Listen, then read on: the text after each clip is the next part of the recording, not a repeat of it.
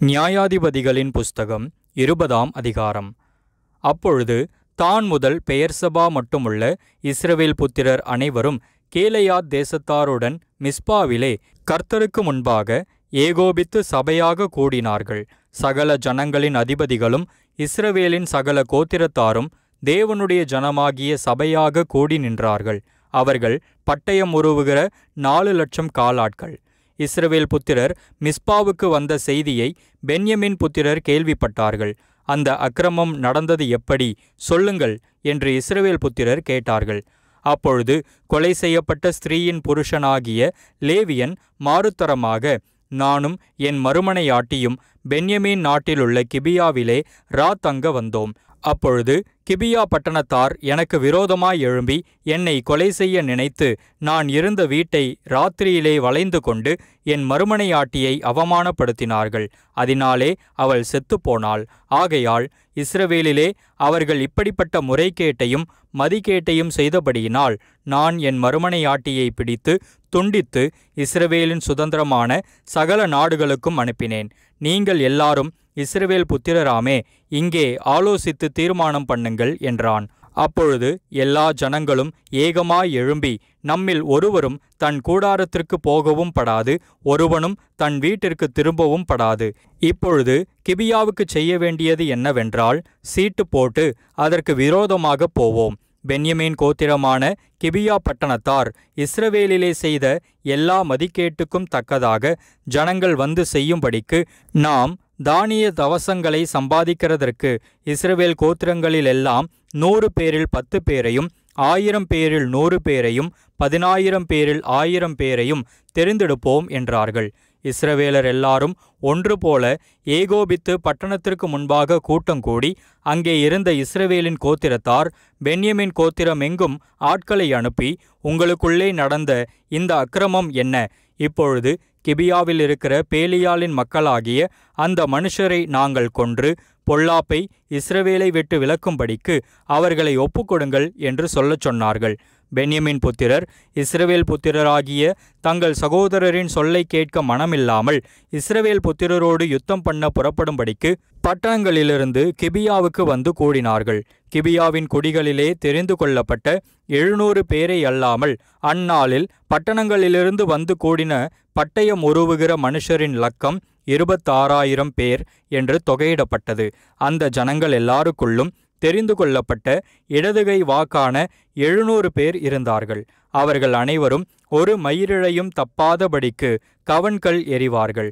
பென்யமின் கோத்திரத்தை அல்லாமல் இஸ்ரவேலிலே பட்டயம் உருவுகிற மனுஷர் 4,00,000 பேர் என்று தொகையிடப்பட்டது.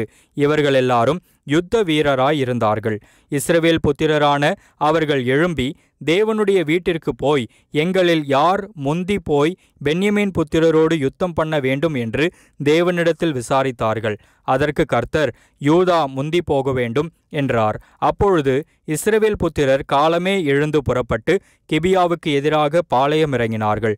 பின்பு இஸ்ரவேல் மனுஷர் பென்யமீனோடு யுத்தம் பண்ண புறப்பட்டு கிபியாவிலே அவர்களுக்கு எதிராக போர் செய்ய அணிவகுத்து நின்றார்கள். ஆனாலும் பென்யமீன் புத்திரர் கிபியாவிலிருந்து புறப்பட்டு இஸ்ரவேலில் 22,000 பேரை அன்றைய தினம் தரையிலே விழும்படி சங்கரித்தார்கள். இஸ்ரவேல் ஜனங்கள் தங்களை திடப்படுத்தி கொண்டு முதல் நாளில் அணிவகுத்து நின்ற ஸ்தலத்திலே மறுபடியும் போர் செய்ய அணிவகுத்து நின்றார்கள். அவர்கள் போய் கர்த்தருடைய சந்நிதியில் சாயங்காலம் மட்டும் அழுது, எங்கள் சகோதரராகிய பென்யமீன் புத்திரரோடே திரும்பவும் யுத்தம் கலக்கப் போவோமா என்று கர்த்தரிடத்தில் விசாரித்தார்கள். அப்பொழுது கர்த்தர், அவர்களுக்கு விரோதமாய் போங்கள் என்றார். மறுநாளிலே இஸ்ரவேல் புத்திரர் பென்யமின் புத்திரர் கிட்டச் சேருகிற போது பென்யமின் கோத்திரத்தாரும் அந்நாளிலே கிபியாவிலிருந்து அவர்களுக்கு எதிராக புறப்பட்டு வந்து, பின்னும் இஸ்ரவேல் புத்திரரில் பட்டயம் உருவுகிற 18,000 பேரை தரையிலே விழும்படி சங்கரித்தார்கள்.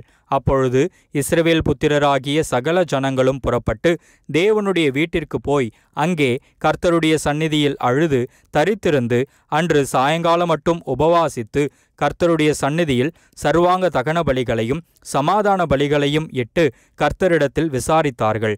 தேவனுடைய உடன்படிக்கையின் பெட்டி அந்நாட்களில் அங்கே இருந்தது. ஆரோனின் குமாரனாகிய எலெயாசாரின் மகன் பினெகாஸ் அந்நாட்களில் அவருடைய சந்நிதியில் நின்றான். எங்கள் சகோதரராகிய பென்யமீன் புத்திரரோடே பின்னும் யுத்தம் பண்ண புறப்படலாமா புறப்படலாகாதா என்று அவர்கள் விசாரித்தார்கள். அப்பொழுது கர்த்தர், போங்கள், நாளைக்கு அவர்களை உங்கள் கையில் ஒப்புக்கொடுப்பேன் என்றார். அப்பொழுது இஸ்ரவேல் புத்திரர் கிபியாவை சுற்றிலும் பதிவிடை ஆட்களை வைத்து 3ஆம் நாளிலே பென்யமீன் புத்திரருக்கு விரோதமாய் போய் முன் 2 தரம் செய்தது போல கிபியாவுக்கு சமீபமாய் போருக்கு அணிவகுத்து நின்றார்கள். அப்பொழுது பென்யமீன் புத்திரர் ஜனத்திற்கு விரோதமாய் புறப்பட்டு பட்டணத்தை விட்டு அப்பாலே வந்து வெளியிலே பெத்தேலுக்கும் கிபியாவுக்கும் போகிற 2 வழிகளில் இஸ்ரவேல் ஜனத்தில் ஏறக்குறைய 30 பேரை முதல் 2 தரம் செய்தது போல வெட்டவும் கொல்லவும் தொடங்கினார்கள். முன்போல நமக்கு முன்பாக முறிய அடிக்கப்படுகிறார்கள் என்று பென்யமீன் புத்திரர் சொன்னார்கள். இஸ்ரவேல் புத்திரரோ அவர்களை பட்டணத்தை விட்டு அப்பாலே இருக்கிற வழிகளிலே வரப்பண்ணும்படிக்கு நாம் ஓட வேண்டும் என்று சொல்லியிருந்தார்கள். அப்பொழுது இஸ்ரவேல் மனுஷர் எல்லாரும் தங்கள் ஸ்தானத்திலிருந்து எழும்பி பாகால் தாமாரிலே யுத்தத்திற்கு அணிவகுத்து நின்றார்கள். இஸ்ரவேலரில் கிபியாவின் பள்ளத்தாக்கிலே பதிவிருந்தவர்கள் தங்கள் ஸ்தானத்திலிருந்து புறப்பட்டு அவர்களில் எல்லா இஸ்ரவேலிலும் தெரிந்து கொள்ளப்பட்ட 10,000 பேர் கிபியாவுக்கு எதிரே வந்தார்கள். யுத்தம் பலத்தது. ஆனாலும் தங்களுக்கு விக்கினம் நேரிட்டது என்று அவர்கள் அறியாதிருந்தார்கள். கர்த்தர் இஸ்ரவேலுக்கு முன்பாக பென்யமீனை முறியடித்தார். அந்நாளிலே இஸ்ரவேல் புத்திரர் பென்யமீனிலே பட்டயம் உருவுகிற ஆட்களாகிய 25,100 பேரை சங்கரித்தார்கள். இஸ்ரவேலர் கிபியாவுக்கு அப்பாலே வைத்த பதிவிடையை நம்பியிருந்தபடியினாலே பென்யமீனருக்கு இடம் கொடுத்தார்கள். அதனாலே அவர்கள் முறிய அடிக்கப்படுகிறார்கள் என்று பென்யமீன் புத்திரருக்கு காணப்பட்டது. அப்பொழுது பதிவிடை இருந்தவர்கள் தீவிரமாய் கிபியாவின் மேல் பாய்ந்து பரவி பட்டணத்தில் இருக்கிறவர்கள் எல்லாரையும் பட்டய கருக்கினால் வெட்டினார்கள். பட்டணத்திலிருந்து மகா பெரிய புகையை எழும்ப பண்ணுவதே இஸ்ரவேலருக்கும் பதிவிடைக்காரருக்கும் குறிக்கப்பட்ட அடையாளமாயிருந்தது. ஆகையால் இஸ்ரவேலர் யுத்தத்திலே பின்வாங்கின போது பென்யமீனர் முந்தின யுத்தத்தில் நடந்தது போல அவர்கள் நமக்கு முன்பாக முறிய அடிக்கப்படுகிறார்களே என்று சொல்லி இஸ்ரவேலரில் ஏறக்குறைய 30 பேரை வெட்டவும் கொல்லவும் தொடங்கினார்கள். பட்டணத்திலிருந்து புகையானது ஸ்தம்பம் போல உயர எழும்பின போது பென்யமீனர் பின்னாக பார்த்தார்கள். இதோ, பட்டணத்தின் அக்கினி ஜுவாலை வானபரியந்தம் எழும்பிற்று. அப்பொழுது இஸ்ரவேலர் திரும்பிக் கொண்டார்கள். பென்யமீன் மனுஷரோ தங்களுக்கு விக்கினம் நேரிட்டதை கண்டு திகைத்து இஸ்ரவேல் புத்திரரை விட்டு வனாந்தரத்திற்கு போகிற வழிக்கு நேராய் திரும்பி ஓடிப்போனார்கள். ஆனாலும் யுத்தம் அவர்களை தொடர்ந்தது.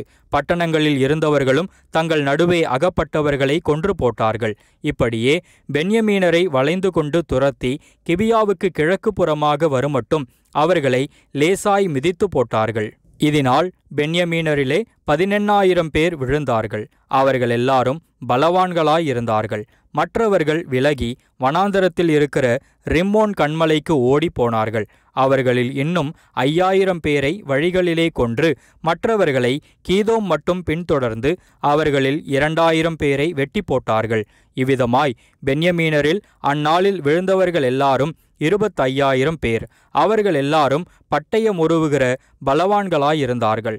600 பேர் திரும்பிக் கொண்டு ஓடி வனாந்தரத்தில் இருக்கிற ரிம்மோன் கன்மலைக்கு போய் ரிம்மோன் கன்மலையிலே 4 மாதம் இருந்தார்கள்.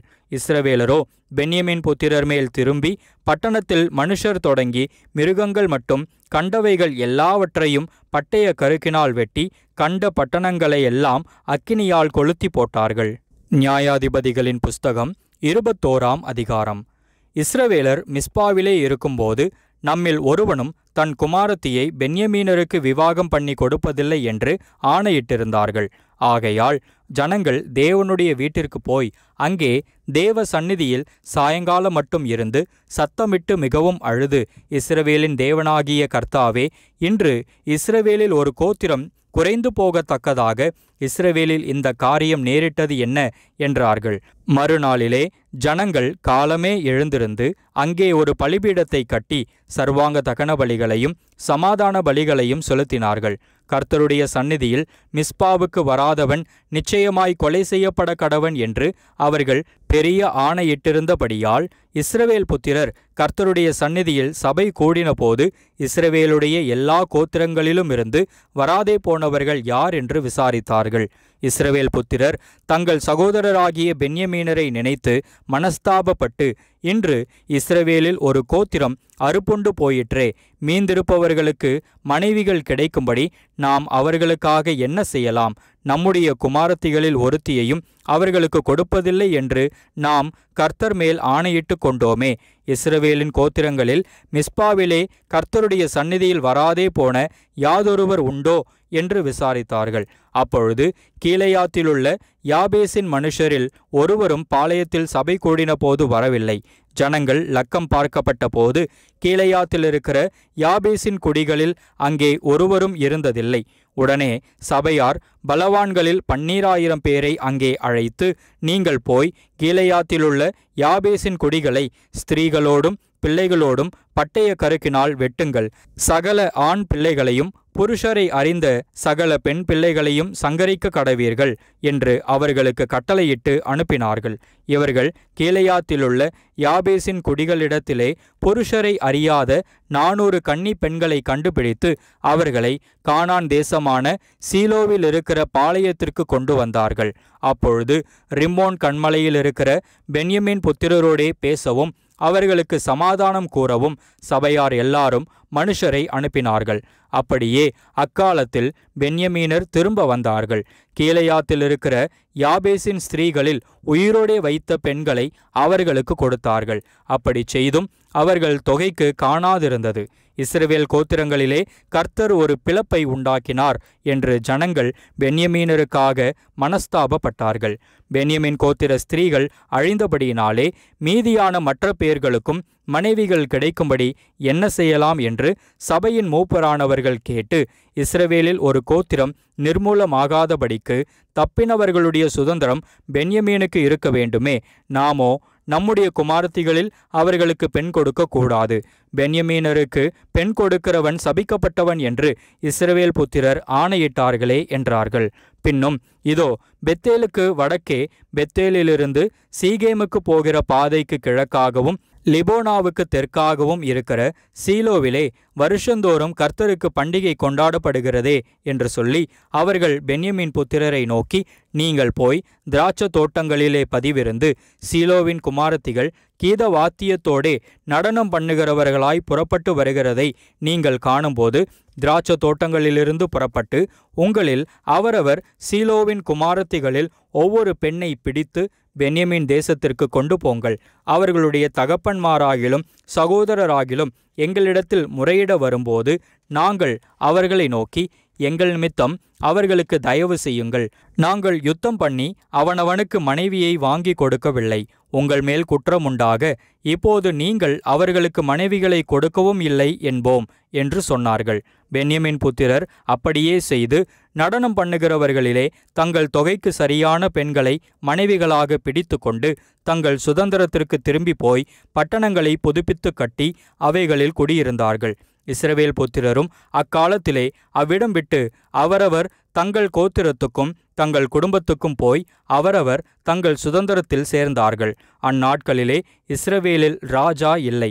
அவனவன் தன் பார்வைக்கு சரிபோனபடி செய்து வந்தான்.